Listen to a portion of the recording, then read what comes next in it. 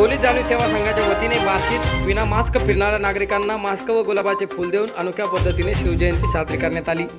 अखंड महाराष्ट्राचे आराध्य दैवत छत्रपती शिवाजी महाराज यांच्या जयंतीनिमित्त बार्शी येथे पोलीस जाणीव सेवा संघाच्या वतीने विना मास्क फिरणाऱ्या नागरिकांना मास्क व गुलाबाचे फूल देऊन छत्रपती शिवरायांची जयंती साजरी करण्यात आली।